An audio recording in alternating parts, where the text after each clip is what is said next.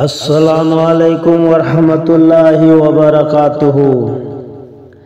Ahanbada mapuni mathang ibungo rasulni makha taba majlisni aroibada ikhoini tawjari mayamda salam tawjari mayamda salam tollabananai ikhoigi samlaba wahi kharana mayamgi thaugal tawjaba asoi aral ngakpiyu asoi aral ngakpiyu asoi aral ngakpiyu angang matam oikhibana wahai kaya lankhrabasu ngakpiyu ko panthausing sanbiyu ko palemsing ngakpiyu ko panthausing ngasi kauba numitta sakka unaduna yetka oiga faminnana mapugi maming solhorasi mapugi maming solhorasi mapugi maming solhorasi ahan bada mapuni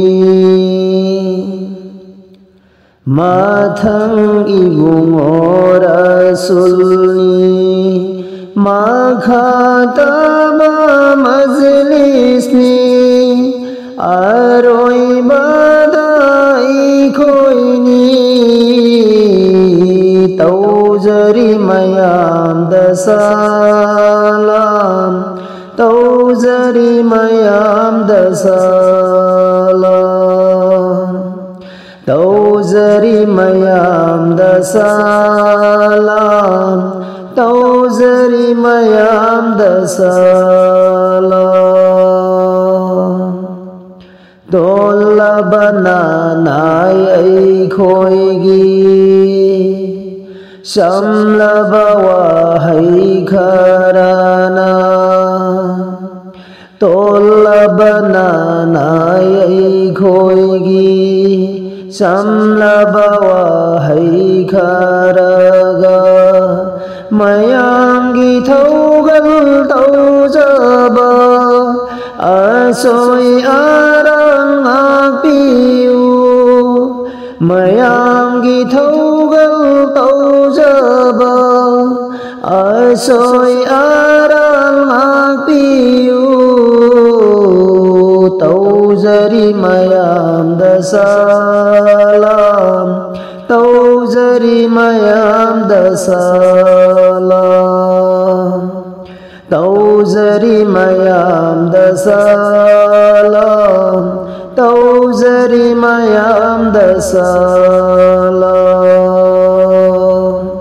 ahan bada mapuni mathang ibung rasulni makhataba majlisni aroi badai khoini tawjari mayam dasalam tawjari mayam dasalam tawjari mayam dasalam tawjari mayam dasalam angang matam oikhibana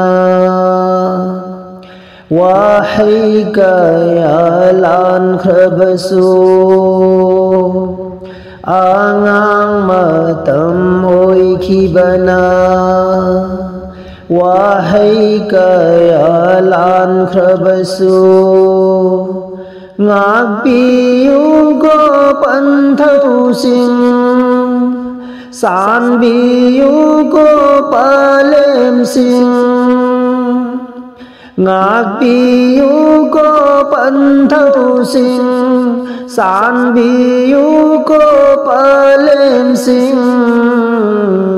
tawjari mayam dasalam tawjari mayam dasalam tawjari mayam dasalam tawjari mayam dasalam ahan bada mapuni mathang ibungo rasulni makhataba majlisni aroi badai khoini tauzari mayam dasalam tauzari mayam dasalam tauzari mayam dasalam tauzari mayam dasalam ngasi kau banumita saka saka unaduna ngasi kau banumita saka saka unaduna yetka oiga famina mapugi maming solhosi yetka oiga faminana mapugi maming solhorasi tauzari mayam dasalam tauzari mayam dasalam tauzari mayam dasalam tauzari mayam dasalam ahan badamapuni mathang ibungo rasulni makhataba majlisni aroi badai khoini tauzari mayam dasalam tauzari mayam dasalam tauzari mayam dasalam tauzari mayam dasalam tauzari mayam dasalam tauzari mayam dasalam